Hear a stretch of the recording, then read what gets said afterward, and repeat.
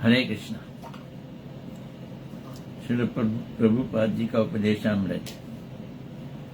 देखो, ये लीड है, ये मैंने अभी नहीं लगाई। बिना लगाए ये लीड के बिना आवाज बड़ी हल्की आती है। अब मैं लगाने जा रहा हूं।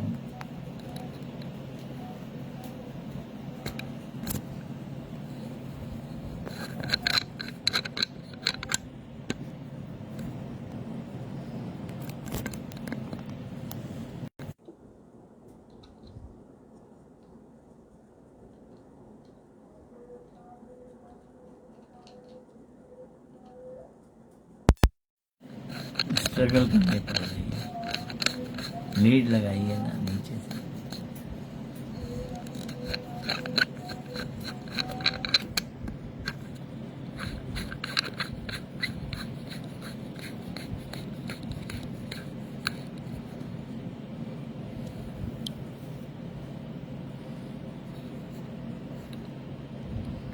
उपदेशामृत हम शुरू करने जा रहे हैं। अब मेरे ख्याल आवाज ठीक आएगी आपको। पहले लीड नहीं लगी थी, अब लीड लग गई है।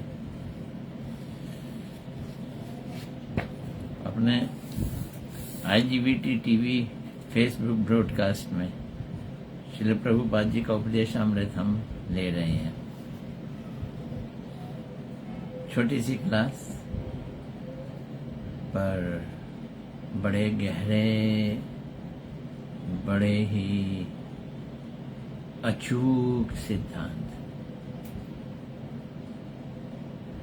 गागर में सागर।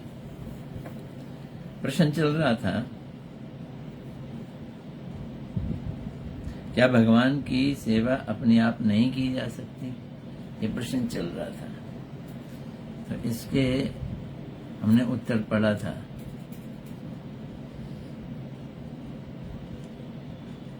उसी को कंटिन्यूशन में हम आगे बढ़ाएंगे।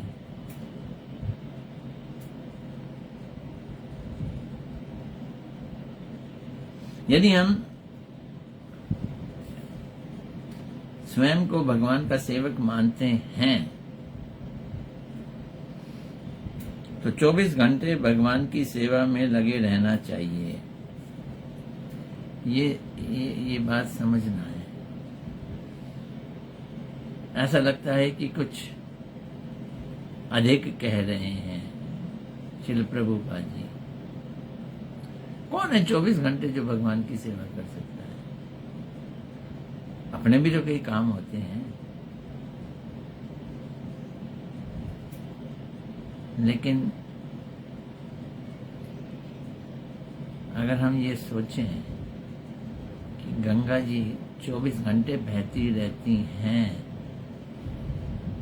गंगा जी जो ये कह सकती हैं, मुझे भी तो कुछ काम होते हैं, मैं रुक रुक के बहूंगी। जीव का कृष्ण के प्रति प्रेम स्वाभाविक है और नित्य है। जब ये प्रेम स्थापित हो जाता है तो उस प्रेम में कहीं भी रुकावट नहीं होती है। अभी हुआ फिर हटा, अभी हुआ, ये सतत होता है, लगातार होता है। प्रेम लगातार, प्रेम सेवा भी लगातार।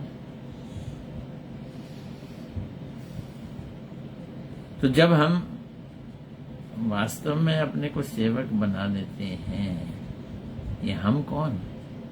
ये शरीर नहीं, मन नहीं, बुद्धि नहीं, आत्मा भगवान की सेवक बन जाती है। तो कितने टाइम सेवा करती है वो? 24 घंटे में 24 घंटे, वो भी उसको थोड़े लगते हैं। हमें संपूर्ण रूप से भगवान के ऊपर निर्भर रहना चाहिए। अब ये प्रश्न उठा था ना, संसार कैसे चलेगा? संसार का काम कैसे चलेगा? संसार के काम के लिए संपूर्ण रूप से भगवान पे निर्भर रहना चाहिए। ऐसे संसार चलेगा। भगवान पे निर्भरता से संसार चलेगा। हमारी समस्त प्रकार की विपत्तियां और समस्याओं का समाधान एक ही प्रकार से दूर हो सकता है। कर क्या रहे हैं दुनिया में? हम कर क्या रहे हैं? भगवान से भूल गए हैं, भगवान से विमुख होकर कभी संपत्ति, कभी हम समस्याओं में घिर जाते हैं और कभी हम विपत्तियों में घिर जाते हैं। हमारा सारा जीवन समस्याओं और विपत्तियों को निपटाने में लगा रहता है एंड लाइफ फिनिश हो जाती है। भक्त क्या करता है?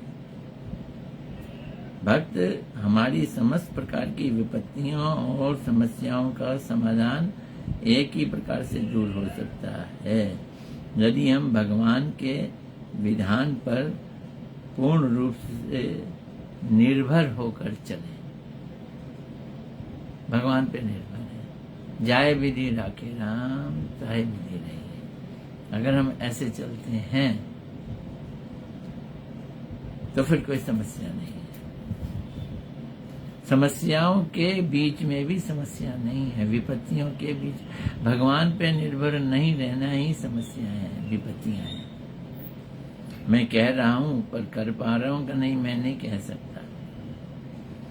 जब कोई विपत्ति आती है तो तिल मिला जाता हूं मैं भी,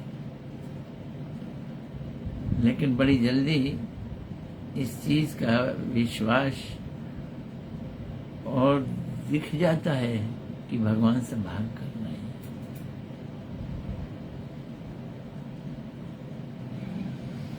तो हम भगवान पे पूर्ण ऊपर निर्भर रहें। क्या मतलब इसका? हमें समस्त प्रकार की विपत्तियों को भगवान की कृपा मानकर सहन करना चाहिए।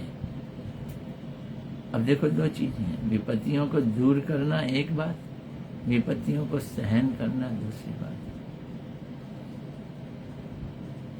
जैसे किसी ने हमारे को थप्पड़ मार के चले गए, विपत्ति आई, थप्पड़ मारा, चले गए। अब हमें क्रोध आ गया, हम उसके पीछे लठ लेके चल पड़े। तो ये विपत्ति को सहन करना नहीं है, ये विपत्ति को रिएक्ट करना है। इससे नया कर्म बन जाएगा। विपत्ति को हमें क्या करना है? सहन करना है। प्रभु देखेंगे उसको, भगवान देखेंगे। इस संसार में हम लोग कुछ संबंधों के बीच में रहते हैं।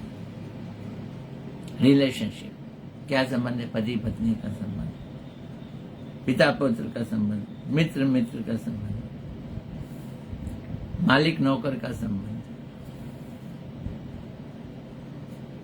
तो ये 4 प्रकार के संबंधों में हम इस संसार में रिश्ते बनाते हैं, संबंध बनाते हैं, संबंध जोड़ते हैं। और इन्हीं 4 प्रकार की सेवाओं में संबंध बनाकर हम संसार के लोगों की सेवा करते हैं।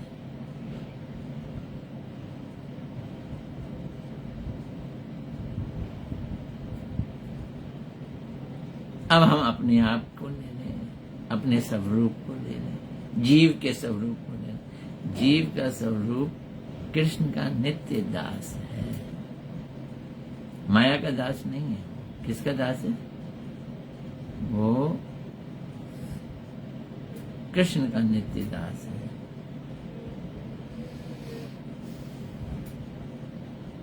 हम भूल गए हम कृष्ण के दास हैं, भूल गए। क्यों? भगवान की तरफ पीठ दिखाई, माया की तरफ मुख दिखाया और माया को कंट्रोल करने की इच्छा की। और कौन भगवान, कैसे भगवान, सब पीठ के पीछे रह गए, भूल गए। और भूलने के कारण हम इस जगत में ये संबंध बना के रहते हैं। 4 संबंध हैं। पति पत्नी का संबंध, मित्र मित्र का संबंध, पिता पुत्र का संबंध, मालिक नौकर का संबंध। ये 4 संबंध बना के रहते हैं।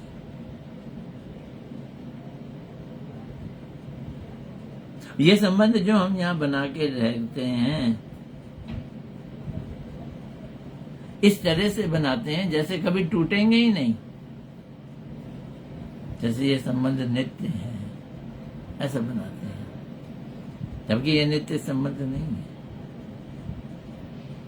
और इन संबंधों में इतना हम इन्वॉल्व हो जाते हैं, इतना इनग्रॉस हो जाते हैं कि भगवान के साथ संबंध भूल ही जाते हैं। भूले ही हुए हैं, भूल क्या जाते हैं। और क्योंकि कृष्ण के साथ संबंध भूल गए और 4 तरह के संबंध से संसार में बंध गए, यही समस्याएं हैं, यही समस्याओं की जड़ है, यही विपत्तियों की जड़ है।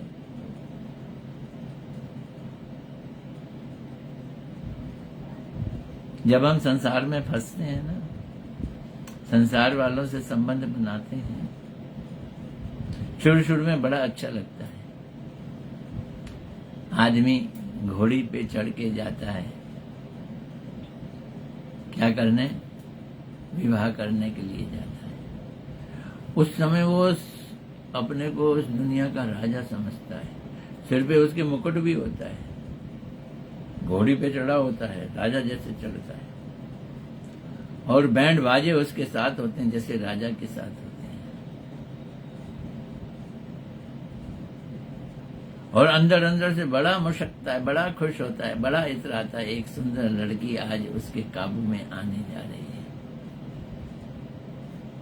ये कह रहे हैं प्रारंभ में सब कुछ बहुत अच्छा लगता है, परंतु उसका अंत बहुत ही निराशाजनक होता है।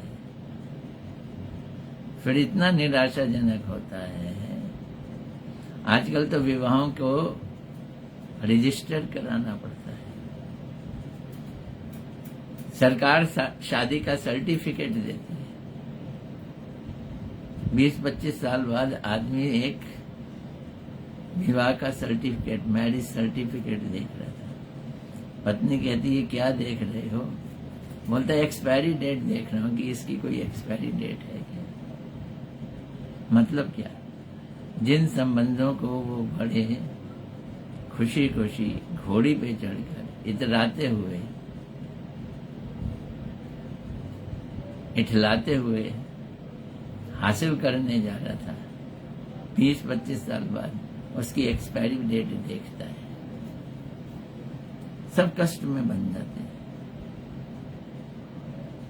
हाय हाय माधव, हाय हाय कृष्णा, ये दुनिया तो निराशा से भरी है, ऐसा बोलता है वो। परंतु इन्हीं 4 प्रकार के संबंध में जो हमारे संसार में अटके पड़े हैं, पति पत्नी, मित्र मित्र, पिता पुत्र और मालिक नौकर, ये सारे संबंध भगवान के साथ जुड़ जाएं तो हमारा निश्चित रूप से कल्याण हो जाएगा। यही कल्याण होगा, तभी सेवा शुरू होगी। प्रश्न ये था ना, सेवा के बारे में प्रश्न था, तभी हमारी सेवा शुरू होगी। श्रील प्रभुपाद जी बतला रहे हैं, मैं उन्हीं की बातों को थोड़ा सरल करके समझ रहा हूं, समझाने की कोशिश कर रहा हूं।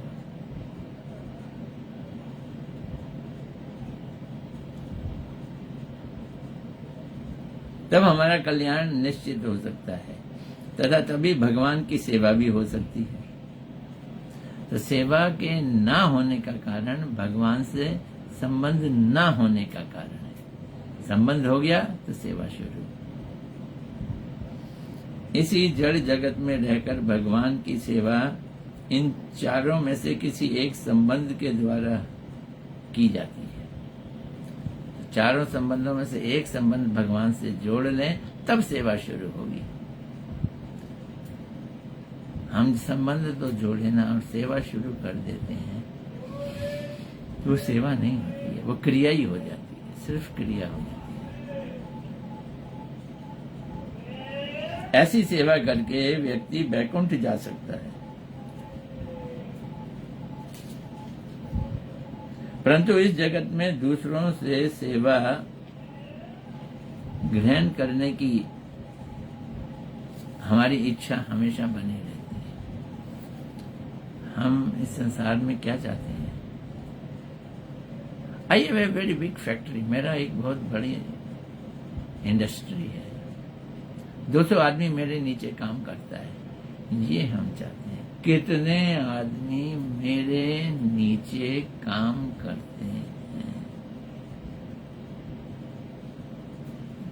तो संसार के लोगों से सेवा लेने की इच्छा के कारण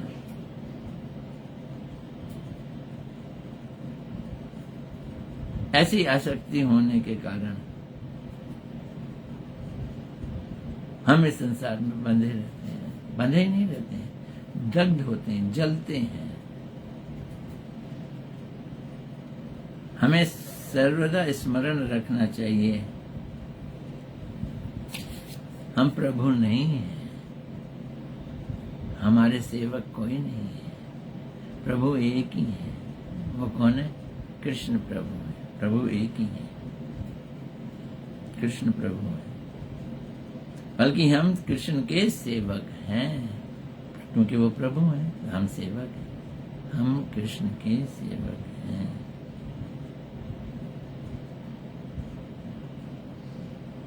तो इसलिए कृष्ण हमारे प्रभु हैं, हम सेवक हैं। तो वो कौन है? वो सेव्य हैं। ये भी हिंदी शब्द, संस्कृत शब्द याद कर लेना है। वो सेव्य हैं, हम सेवक हैं। हम कृष्ण के नित्य सेवक हैं। सेवक भी कैसे हैं? टूटे फूटे सेवक नहीं है, टेम्परेरी सेवक नहीं है, आया राम गया राम वाले सेवक नहीं है, नित्य सेवक है। और ये भूल गए हैं, हकीकत, असलियत, सच्चाई भूल गए हैं। इसे भूलकर कृष्ण की सेवा ना करके उसके विरुद्ध आचरण करते हैं, तभी हम संसार में फंसते हैं। यही हमारी संसार दशा है।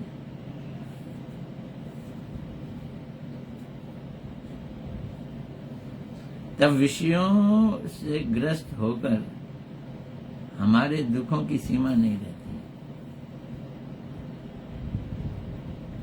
कैसे दुख? संसार नर्क का द्वार लगता है। ये दुख, ऐसा दुख कि जिस संसार में रहते हैं वो नर्क का द्वार है। कल्पना करो,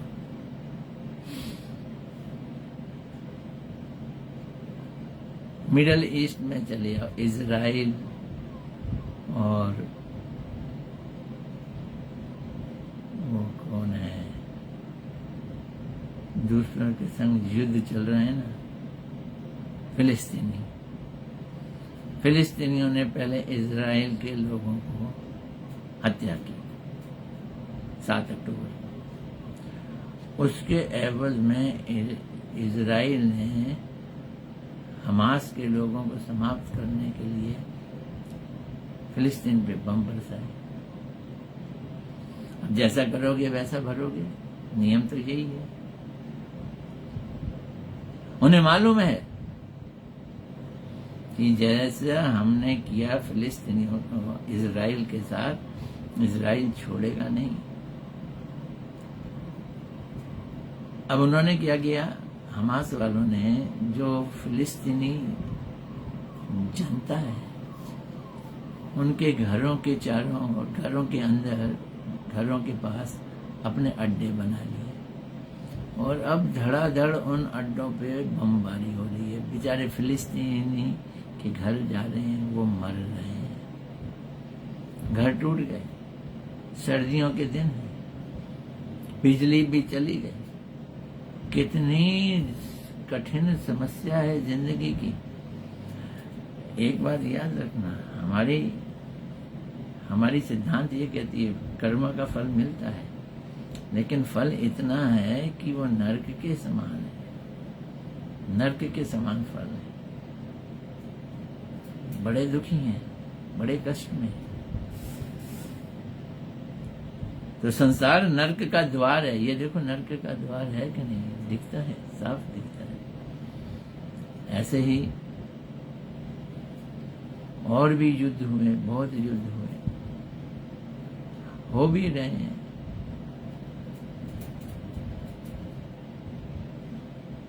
अफगानिस्तान में चले जाएं, वहां लड़ाइयां हो रही हैं। रशिया यूक्रेन में चले जाएं, वहां लड़ाइयां। तो लड़ने के साथ बम जो फटते हैं, तो जिस स्थान पे फटते हैं वहां के लोगों का क्या हाल होता है। वर्ल्ड वार 1 हुआ, वर्ल्ड वार 2 हुआ, कितने लोग मारे गए, कितने लोग घायल हुए, कितनों के हाथ कटे। जिंदगी क्या है ये, नर्क जैसी है कि नहीं। अच्छा, इसको भी छोड़ दो, ये तो युद्धों की बात हो गई। हम अपने जीवन में देखें, बुढ़ापा आता है, टांगे चलनी बंद हो जाती हैं, आंखों से दिखना बंद हो जाता है, हाथ पैर कांपने लगते हैं, कोई पूछता नहीं है ना नर्क। तो सारा संसार नर्क का द्वार है। यहाँ पर केवल, अच्छा एक चीज और है, मनुष्य जीवन में हम लोग अच्छे कर्म करेंगे स्वर्ग में जाएंगे, बुरे कर्म करेंगे तो नर्क में जाएंगे। इसलिए यहाँ पे रहने से अपने कर्मों के द्वारा हम नर्क जाने का द्वार खोल देते हैं। इस तरह से नर्क का द्वार। कोई स्वर्ग भी जा सकता है, जाए, फिर लौट के आएगा, फिर भोग करेगा, किसी दिन फिर गंदे काम कर ही जाएगा और नर्क का द्वार खुल जाएगा। अगर हम इस संसार के चक्कर में रहेंगे तो स्वर्ग नर्क में आना जाना बना रहेगा। नर्क जाना लाजमी है। क्यों? क्योंकि पाप हो जाते हैं।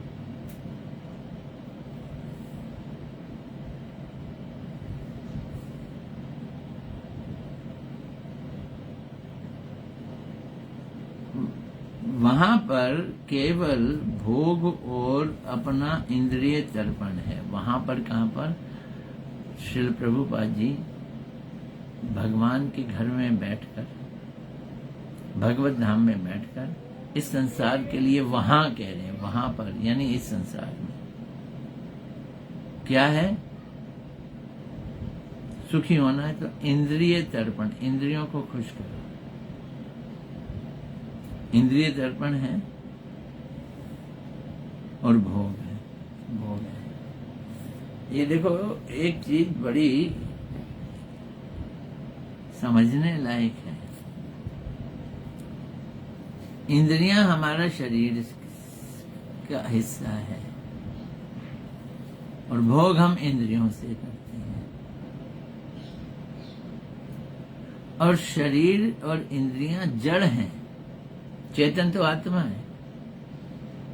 आनंद तो आत्मा को लेना है, लेकिन हम इस्तेमाल इंद्रियों को कर रहे हैं, शरीर को कर रहे हैं, घिस रहे हैं शरीरों को खुश सुखी होने के लिए।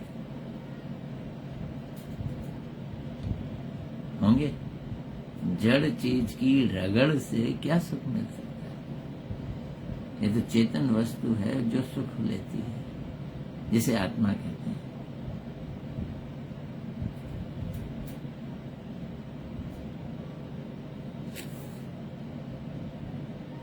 इसलिए शास्त्रों में कहा गया है,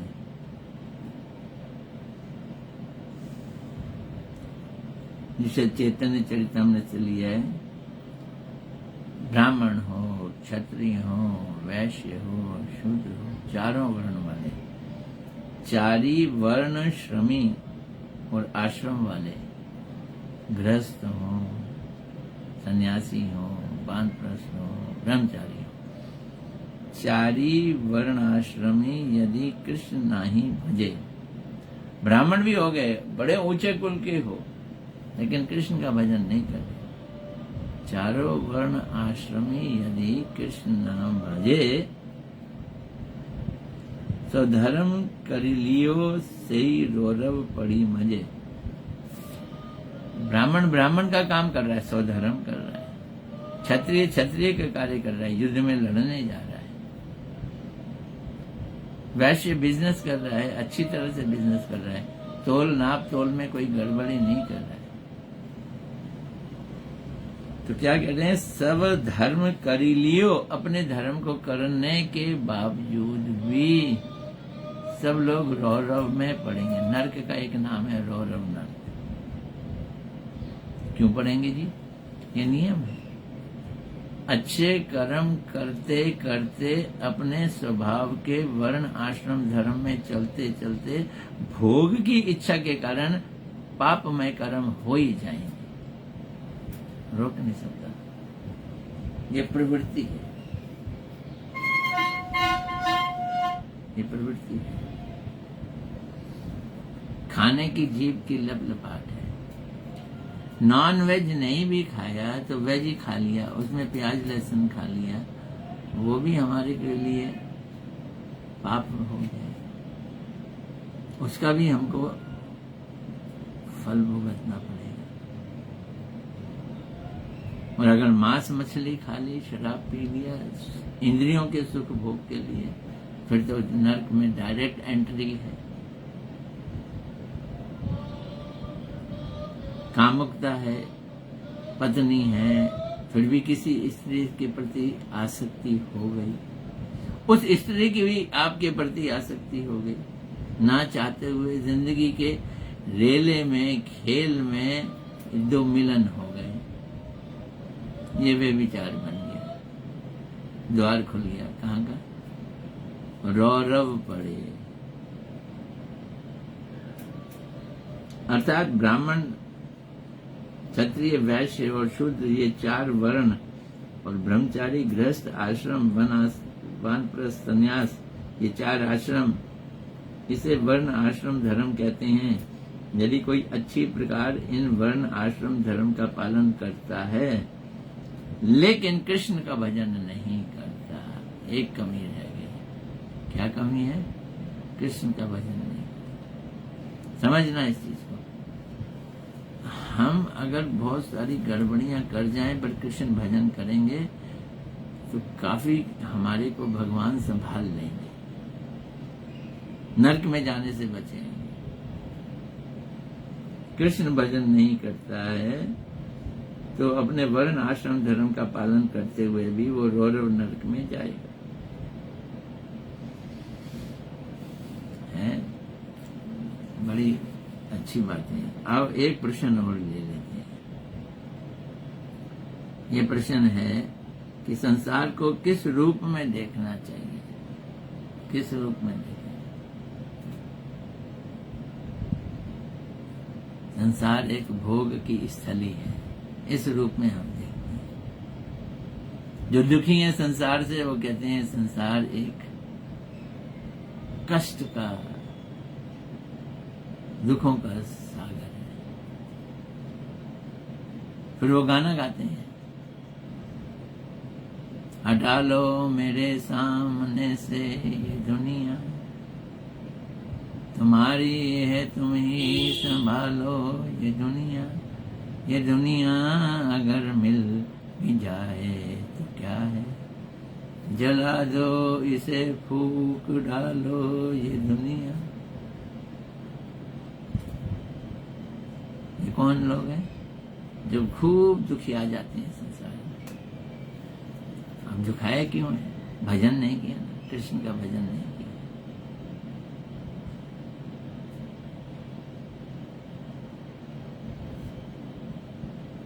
तो संसार किस रूप में देखना चाहिए? हमें इस संसार को तथा विश्व की समस्त वस्तुओं को ऐसे देखना चाहिए कि ये सब की सब कृष्ण की सेवा की आइटम्स हैं, उपकरण हैं। यहाँ की जमीन, यहाँ की हवा, यहाँ का पानी, यहाँ के घर, यहाँ के शरीर, यहाँ के लोग, आप जिस घर में रहते हैं वो रिश्तेदार, आपके घर की सब्जी, आपके घर का आटा, आपके घर की रसोई, सब भगवान की सेवा के उपकरण हैं। ऐसे देखना है संसार। इस जगत की सभी वस्तुएं कृष्ण सेवा की सामग्रियां ही हैं। सभी वस्तुएं कृष्ण सेवा की सामग्री। सबसे पहले तो अपने को समझो, मैं ये शरीर नहीं, मैं आत्मा हूं, मैं कृष्ण का सेवक हूं। मेरा ये शरीर है, इसलिए क्योंकि मैं कृष्ण का सेवक हूं, इसलिए मेरा ये शरीर भी कृष्ण का सेवक है। इस शरीर से संबंधित जितने रिश्तेदारियां हैं वो भी कृष्ण की सेवक हैं। ऐसे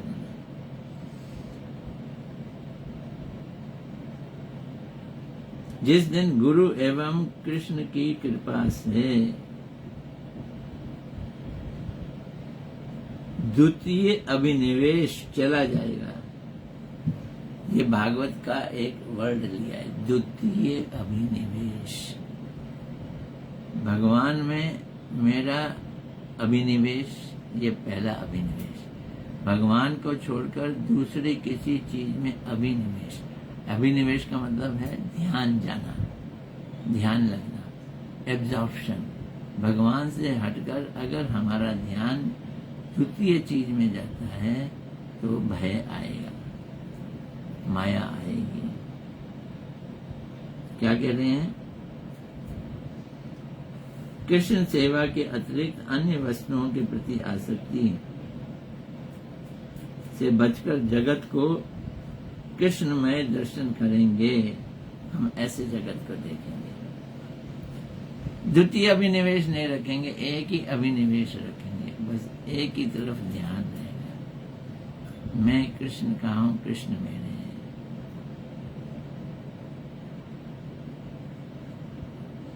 सारा जगत ही कृष्ण का वैभव है, वैभव है, शक्ति है ना, उन्हीं का वैभव है, उन्हीं की स्पेशलिटी है, उन्हीं का प्रकाश है।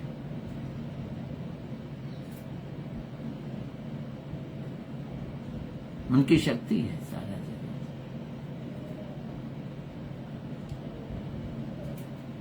उनकी सेवा की वस्तु है सारा जगत।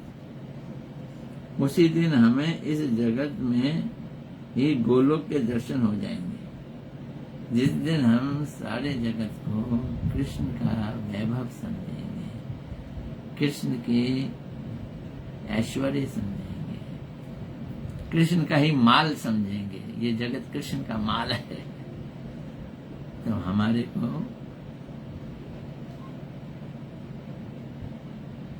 को क्या होगा? तो हमारे को यहीं पे इसी जगत में गोलोक के दर्शन हो जाएंगे।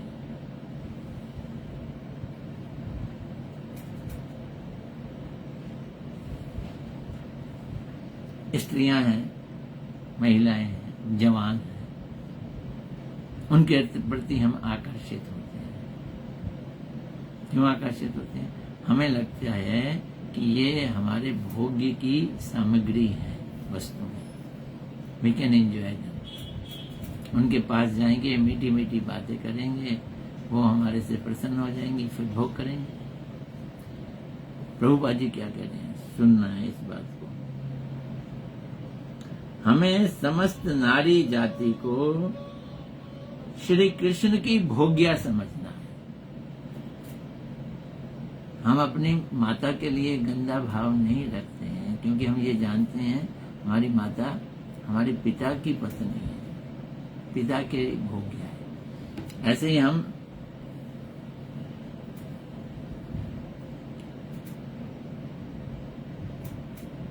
अपने रिश्तेदारों में भोग का भाव नहीं रखते हैं, क्योंकि हमारे रिश्तेदार में स्त्रियां भाई की पत्नी है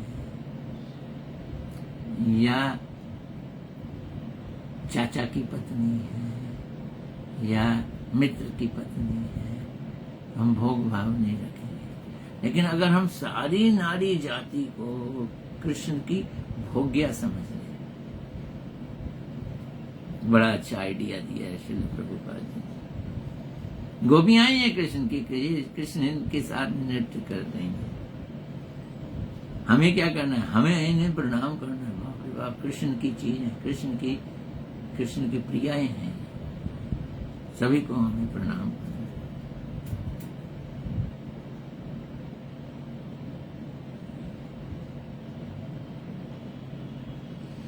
समस्त नारी जाति कृष्ण की भोगिया के रूप में देखेंगे, कृष्ण की प्रेयसी के रूप में दर्शन करेंगे। उनकी कांता है, उनके प्रति किसी प्रकार की भोग बुद्धि नहीं होनी चाहिए। तो जो है ही चीज कृष्ण की कांता, कृष्ण की भोगिया, तो हम उनको कैसे भोग बढ़ते? गुरुदेव की भी किसी चीज को हम भोग नहीं। गुरुदेव की चप्पल पड़ी, खड़ाऊ पड़ी है, क्या हम उन्हें पहन के जा सकते हैं? कभी जाने की इच्छा नहीं करेंगे।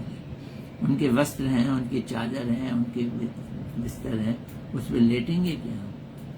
जब हम गुरु की किसी वस्तु को भोगने की इच्छा नहीं करते हैं, तो गुरु के प्रिय जो भगवान कृष्ण हैं, उनकी ये स्त्रियां सारी भोगियां हैं, उनके लिए हम भोग वृत्ति कैसे रखें?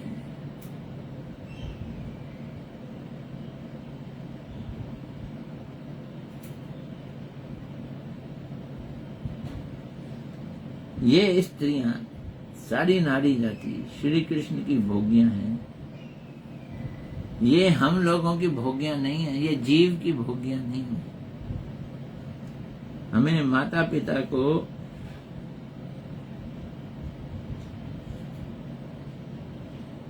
उनको भी कृष्ण के पिता माता के रूप में दर्शन करना चाहिए। मेरे माता पिता है, इसलिए इनकी संपत्ति मेरी है, उनसे लड़ भड़ बन जाते हैं। नहीं, ये कृष्ण के माता पिता है, ऐसे समझेंगे। प्रभुपाद जी बड़ी ऊंची बात बता रहे, बहुत ऊंची बात। हमें अपने पुत्र को अपना सेवक ना मानकर कृष्ण का सेवक मानना है, बाल गोपाल का सेवक मानना चाहिए। तब हमारा जगत का असली दर्शन होगा, गोलोक वृंदावन का दर्शन होगा। तब हम ये जो दुनिया देख रहे हैं ना, ये दुनिया नहीं ऐसी दिखेगी, दुनिया ही बदल जाएगी, गोलोक वृंदावन हो जाएगी। तथा इसी जगत के स्वरूप में ही गोलोक के दर्शन हो जाएंगे। क्या सुंदर बात है, वाह! अगर गोलोक के दर्शन करने हैं, क्या करना है? हर चीज को कृष्ण का ही समझो। ये जमीन, ये जल, वायु, अग्नि, आकाश, ये महल, ये कोठी, ये घर बार, ये बीवी, ये बच्चे कृष्ण के हैं। यहाँ तक कि सारी नारी जाति कृष्ण की भोगियां है। जब हम ऐसा समझेंगे तो हमें फिर संसार नहीं काटेगा।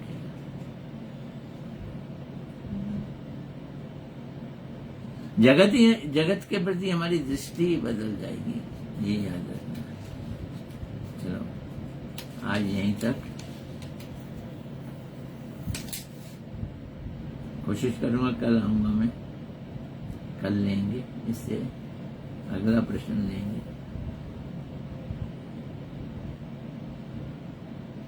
गुरुदेव का साक्षात संग की क्या आवश्यकता है, ये प्रश्न है, ये कल लेने की कोशिश करेंगे। हरे कृष्णा कृष्णा कृष्णा हरे हरे, हरे राम राम राम हरे। बड़े सुख की बात है कि कुछ लोग आए हैं।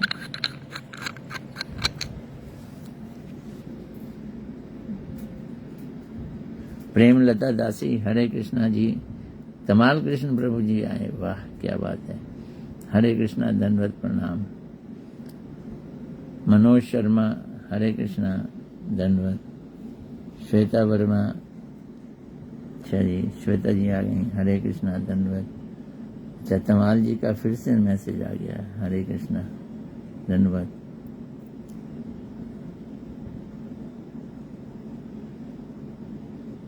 उषा जी, हरे कृष्णा, गुलियानी, उषा गुलियानी, हरे कृष्णा, दंडवत प्रणाम।